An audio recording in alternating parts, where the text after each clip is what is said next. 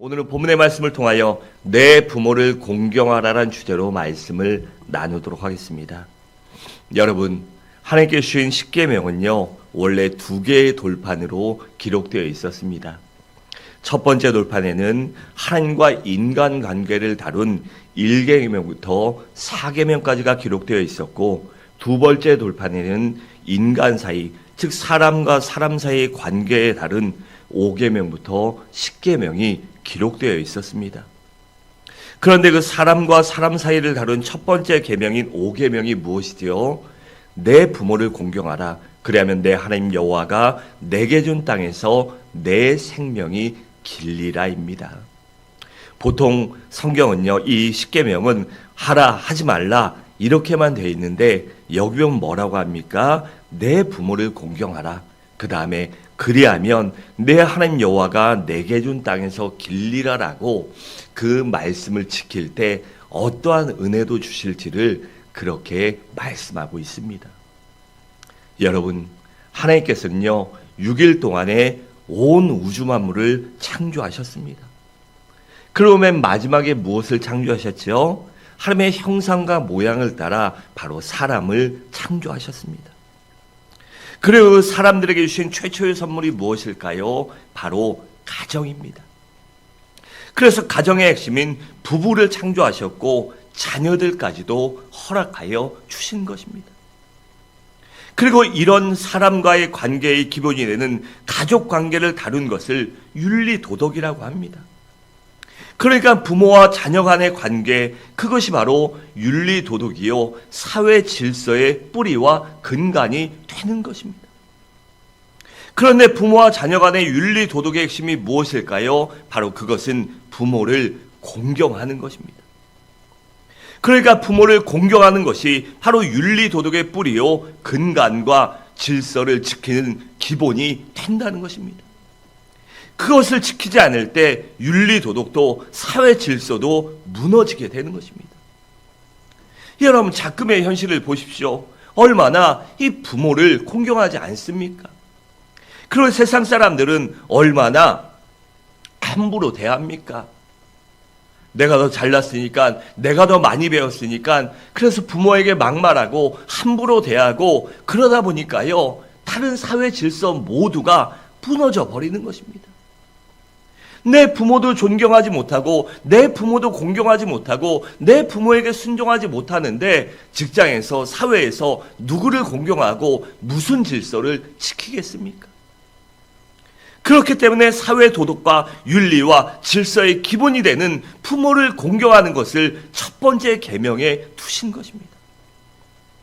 그렇다면 여러분들은 과연 부모님들을 얼마나 공경하고 계십니까?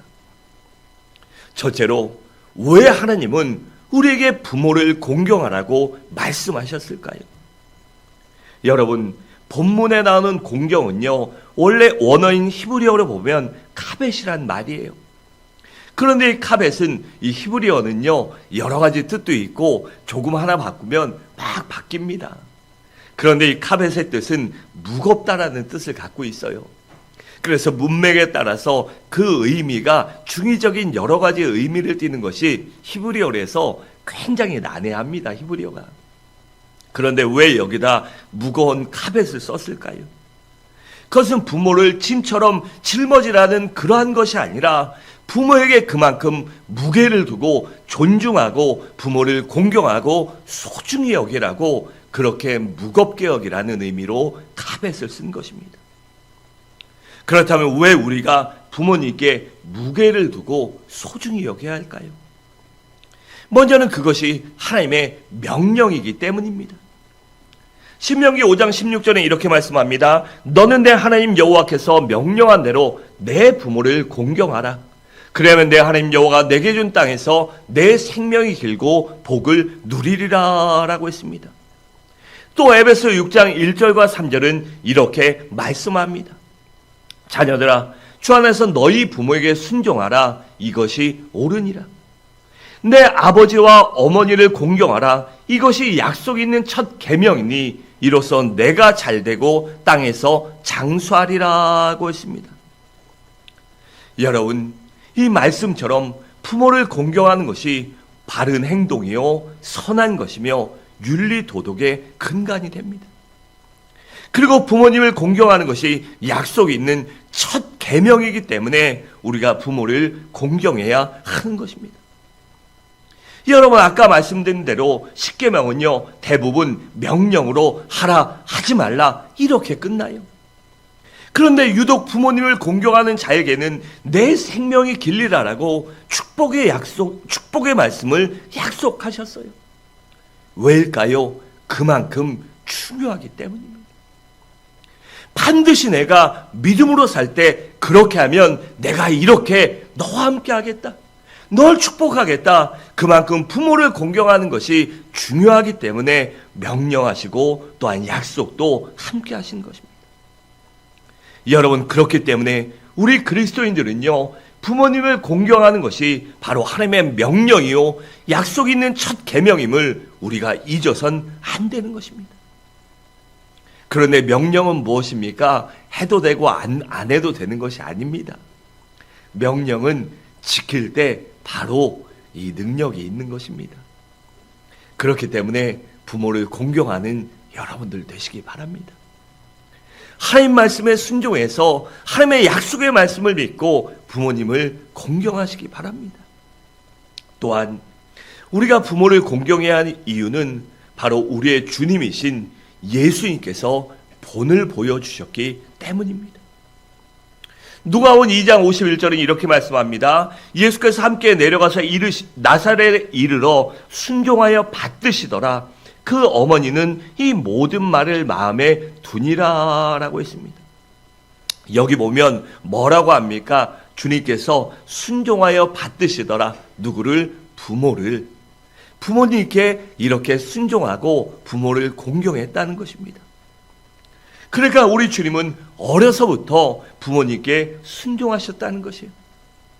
심지어 마지막 십자가에서 그 죽음의 고통 속에서도 그 절규와 아픔과 모든 고통 속에서도 어머니를 잊지 않고 곁에 있는 요한에게 어머니를 부탁합니다.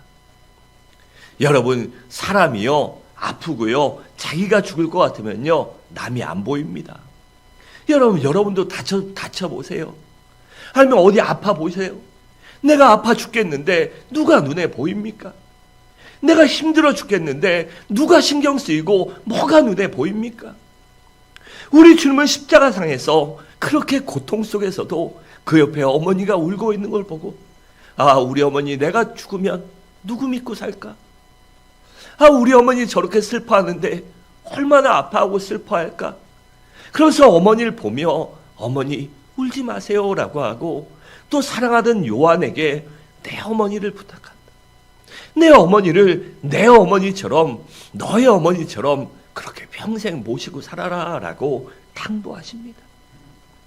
그래서 요한복음 19장 27절에 이렇게 말씀합니다. 또 그 제자에게 이르시되 보라 내 어머니라 하신대 그때부터 그 제자가 자기 집에 모시니라 라고 했습니다.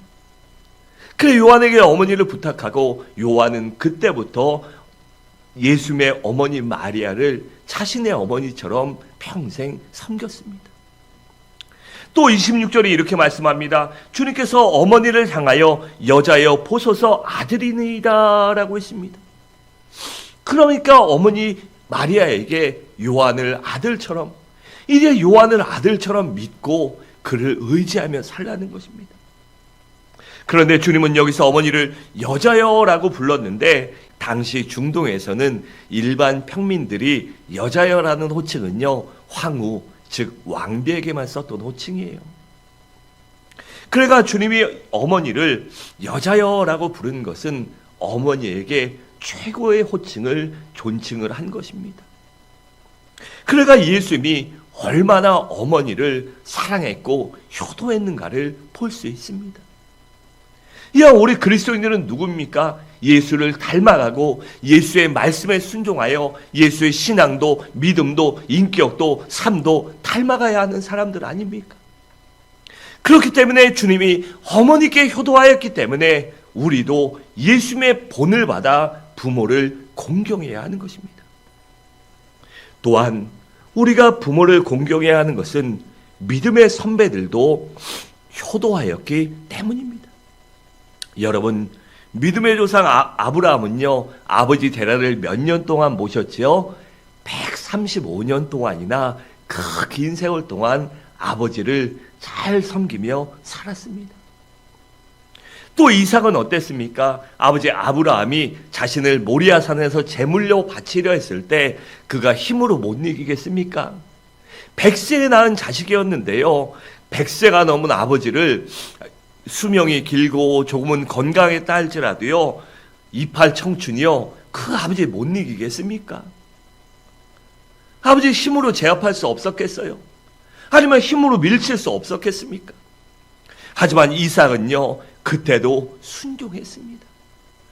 또 요셉을 한번 보세요. 그가 애국의 국무총리가 되고요, 얼마나 큰 위세를 떨쳤습니까? 여러분, 그 기근이 들고 요셉의 말대로 7년 동안 열심히 준비해 놨더니 진짜 기근이 든 것입니다.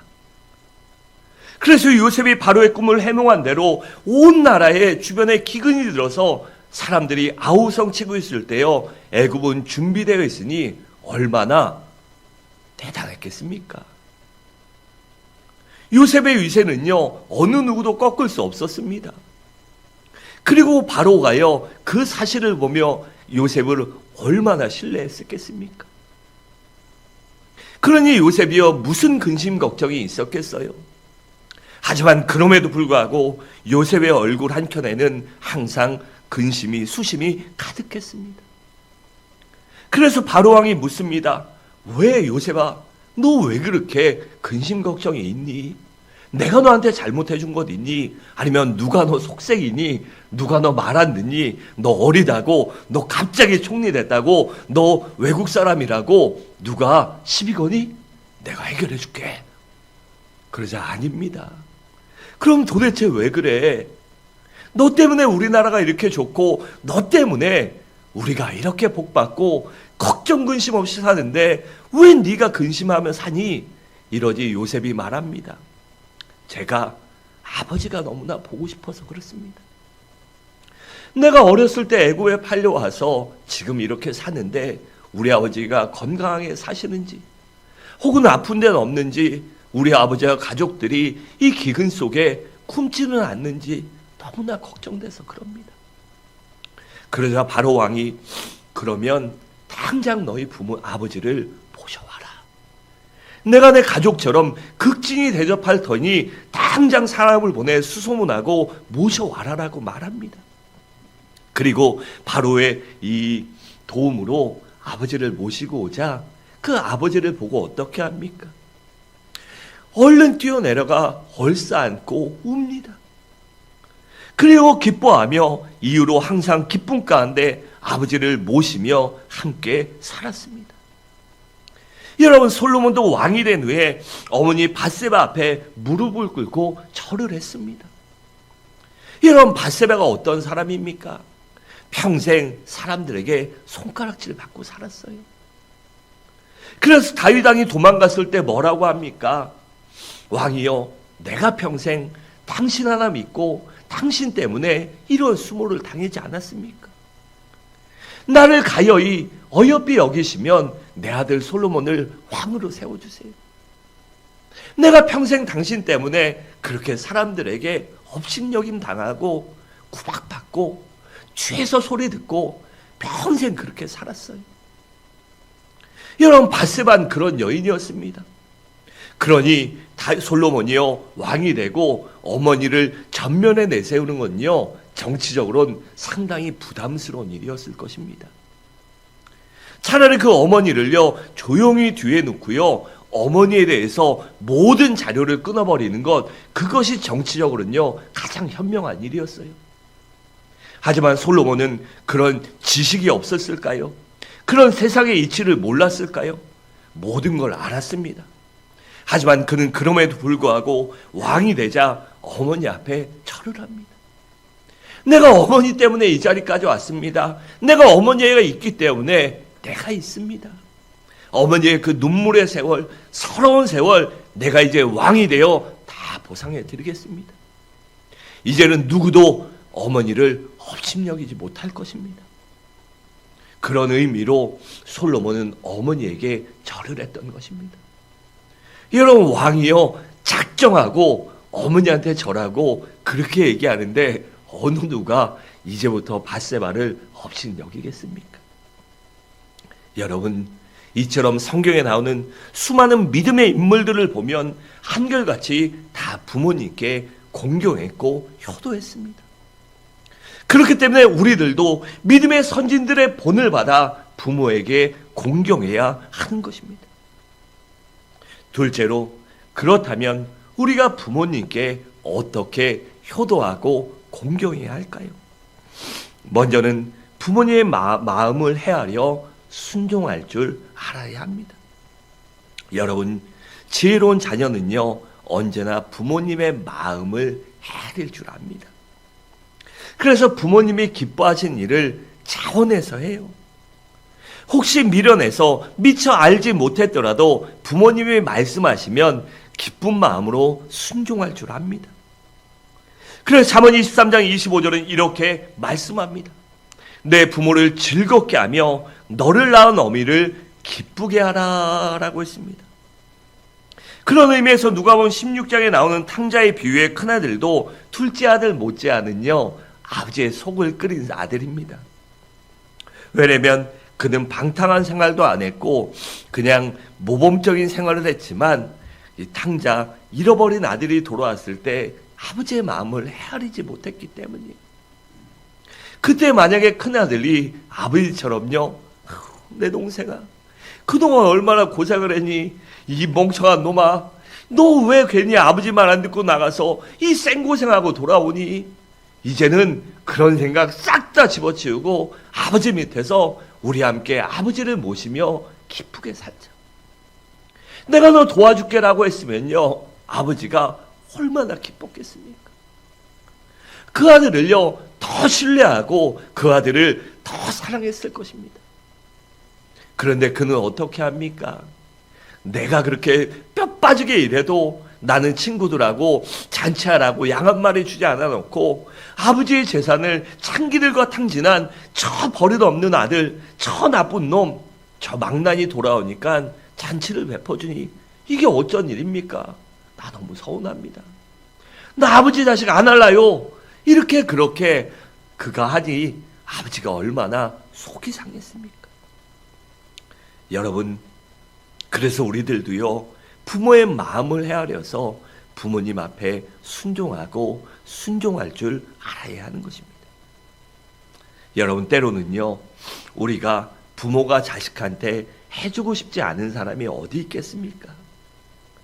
또 해주고 싶지 않은 것이 무엇이 있겠습니까? 다른 아이들처럼 다른 부모들처럼 다 해주고 싶지요. 물질적으로도 세상적으로도 뭐든지 다 해주고 싶습니다. 하지만 형편이 안 돼서 못해줄 때가 많이 있죠. 못해줄 때 얼마나 속이 상합니까? 그래서 부모가 못해줄 때도 있습니다. 그리고 다른 사람들처럼 좋은 환경이나 여건을 만들어주지 못할 때도 있어요.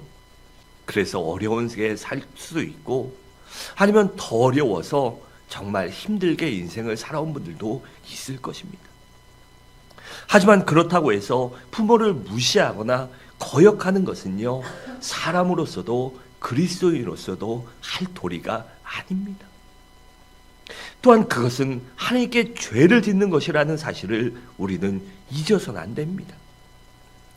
여러분, 우리는요 모든 조건을 떠나서 나의 부모님이기 때문에 존경하고 감사하고 사랑하는 마음을 갖고 부모에게 순종하고 공경할 줄 알아야 하는 것입니다. 부모가 못해주는 부모의 마음이 오죽하겠습니까? 남들과 비교할 때 못해줄 때 그 부모가 얼마나 속이 상하겠어요.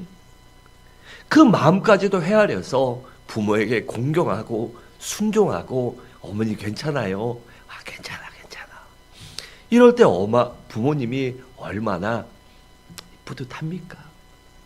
우리 모두 상황과 환경을 떠나서 부모의 마음을 헤아릴 줄 알고 순종하며 공경하시기 바랍니다. 또한 부모님을 외롭게 해드리지 말아야 합니다. 여러분, 이 세상에 가장 무서운 형벌이 있다면 그것은 아마도 고독일 것입니다. 이 외로움은요, 세상에서 가장 큰 형벌이요, 아픔입니다.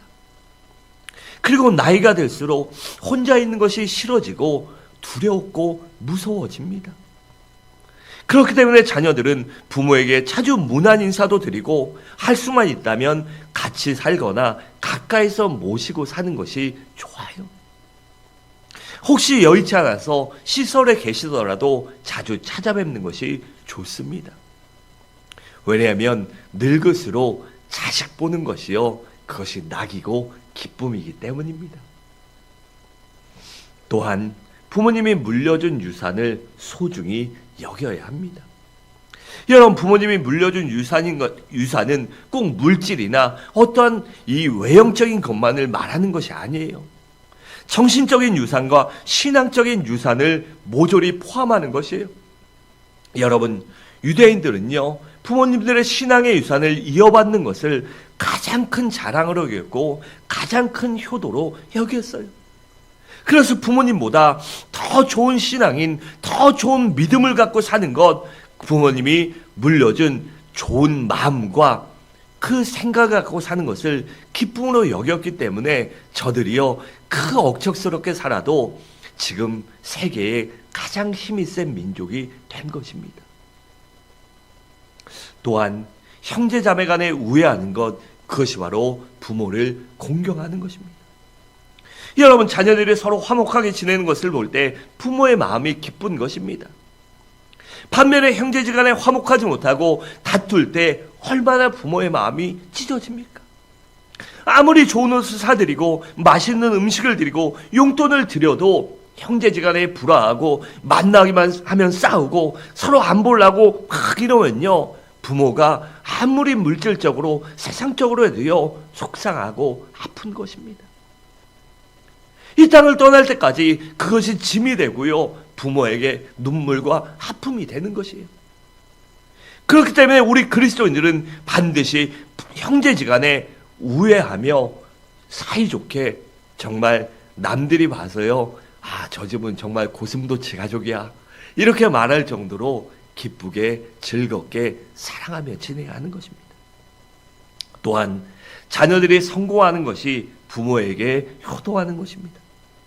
여러분, 성공이라는 것이 단순히 지식이나 물질이나 지위가 많아지고 올라가는 것을 그것만을 의미하진 않아요.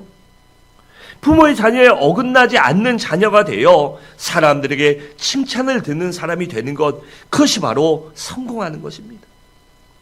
여러분, 아무리 세상적으로 성공해도요, 사람들에게 손가락질 받고 뉴스에 나오면요, 부모가 그거 볼 때 얼마나 속이 찢어집니까?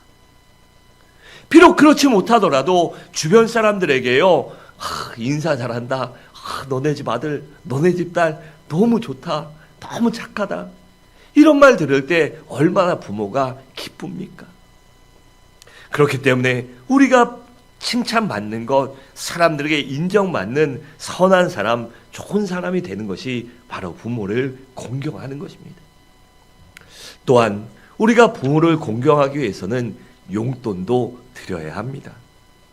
여러분, 나이 많은 어른들의 말씀을 들어보면 나이가 들수록 돈이 더 필요하다고 합니다. 그런데 그것도 모르고, 아이, 노인네가 무슨 돈이 필요해, 돈 쓸 데가 어디 있다고, 이러면요, 부모가 얼마나 서운하고 속상하겠습니까?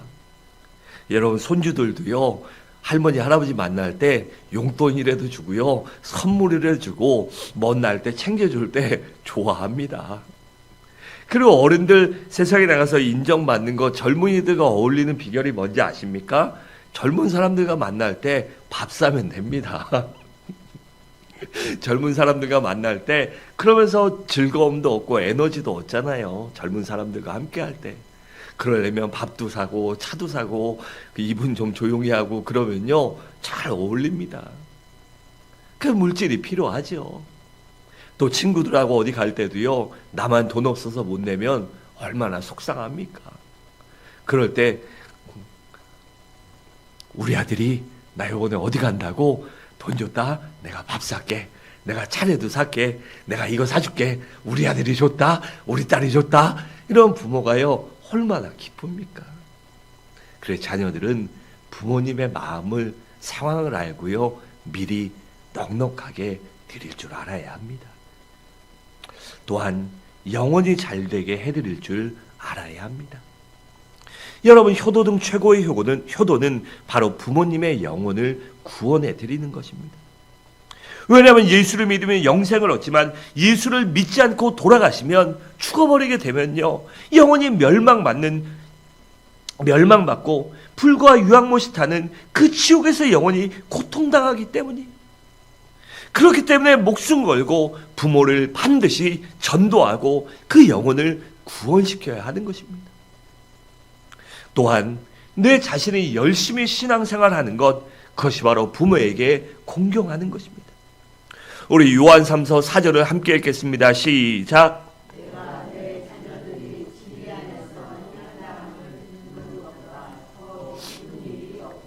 아멘. 그러니까 믿는 부모의 가장 큰 기쁨이 무엇입니까? 바로 자녀들이 믿음으로 신앙생활하는 것이라는 것입니다. 진리 안에, 말씀 안에, 복음 안에, 그 믿음 안에 살아가는 것을 들을 때, 볼 때 부모가 가장 기쁘다는 것입니다. 왜냐하면 자녀들이 열심히 신앙생활하는 것, 열심히 믿음 생활하는 것, 열심히 하나님을 사모하는 것, 그것이 바로 믿는 부모의 기도의 응답이기 때문입니다. 이런 믿는 부모들 보세요. 기도할 때 내 아들이 잘되게 해주세요. 내 자녀가 잘되게 해주세요. 물론 그것도 많이 하죠. 하지만 그들의 영혼을 위해서, 그들의 믿음을 위해서 얼마나 많은 눈물을 흘립니까? 여러분, 그래서요, 우리가 부모의 뜻대로 아름답게 신앙생활하는 것, 나보다 더 믿음 좋은 사람, 나보다 더 신앙생활 열심히 하는 사람, 나보다 더 하나님의 능력과 은혜를 경험하는 사람으로 사는 것을 볼 때 부모가 얼마나 기쁩니까? 또 그렇게 살 때 하나님이 반드시 함께하여 주시기 때문입니다. 여러분, 함께하는 사람이 복 있는 사람입니다. 하나님이 함께하는 사람이 복덩이가 돼서요, 그가 어디 가든지 무엇을 하든지 누구를 만나든지 그 사람 때문에 하나님이 축복해 주시는 것입니다. 그 사람 때문에 하나님이 그 기관도, 그 모임도, 그 단체도, 그 회사도, 그 사업장도 축복해 주시는 것입니다. 그래서 신앙생활하는 믿음의 자녀가 될 때 바로 복 있는 사람이 되고 복덩이가 되기 때문에 부모도 기쁘고 주변도 기쁜 것입니다. 마지막으로, 그렇다면 이렇게 부모를 공경하면 어떠한 복을 받게 될까요? 12절은 이렇게 말씀합니다. 내 부모를 공경하라. 그러면 내 하나님 여호와가 내게 준 땅에서 내 생명이 길리라 라고 했습니다. 또 에베소 6장 2절과 3절은 이렇게 말씀합니다. 내 아버지와 어머니를 공경하라. 이것은 약속이 있는 첫 계명이니 이로써 내가 잘되고 땅에서 장수하리라 라고 했습니다. 여러분, 부모를 공경하는 것은요, 부모님께 효도하고 부모님을 존경하고 존중하는 것 당연한 것입니다. 자연스러운 것이에요. 사람의 도리이고 사람이 그것을 할 때 바로 그게 사람입니다. 그런데 하나님께서는요, 사람이 사람답게 살아도 그것을 귀히 여기고 아름답게 보시기 때문에, 소중하게 여기기 때문에 부모를 공경하는 사람을 사랑하고 축복해 주시겠다고 약속하셨습니다. 그래서 먼저는 말씀대로 이 땅에서 잘 되게 해주십니다. 그러니까 그가 부모를 공경하는 사람, 부모를 사랑하고 효도하는 사람, 부모를 존중하는 사람에게 개인적으로나 가정적으로도 성공하게 해주시고, 또한 사회적으로나 경제적으로도 그 앞길을 순탄하게 열어주시겠다는 것입니다. 즉, 하나님의 형통이 그와 함께 해주시겠다는 것입니다. 그래서 하나님이 형통케 해주니 평안할 가운데, 사람들에게 인정받고 사랑과 존귀함을 받게 해주시겠다는 것이에요. 또한 장수의 복도 주십니다. 그러니까 건강의 복을 주셔서 우리의 정신도 건강하고 마음도 건강하고 육신도 건강하게 만들어 주시겠다는 것이. 그래서 그렇게 평안한 가운데 살아가며 그도 자녀들의 효도받고 자녀들의 존중을 받으며 자녀들과 기쁘고 복된 삶을 살아가게 해주시겠다는 것입니다. 여러분, 그러니 이보다 더 큰 복이 어디 있겠습니까? 사랑하는 성도 여러분, 말씀을 마치도록 하겠습니다. 우리 모두 다시 한번 부모님께 꼭 효도하고 살겠노라, 내가 부모를 공경하고 살겠다라고 다짐하시기 바랍니다. 왜냐하면 그것이 나와 부모와 내 가정이, 내 자손이 하나님의 은혜와 사랑과 축복을 받는 비결이며, 그것이 바로 내가 이 땅에서도 형통하고 잘 되는 비결이기 때문입니다. 또한 우리가 그렇게 살아갈 때 우리의 가정도 우리의 사회도 더 건강해지며 밝은 사회를 만들어갈 수 있기 때문입니다. 우리 모두 그러한 삶을 살아감으로 말미암아 하나님이 함께 하시며 형통케 해주시며 장숙해 해주시는 그 은혜와 축복을 누리는 우리 모든 성도님들 되시기를 주님의 이름으로 간절히 축원합니다.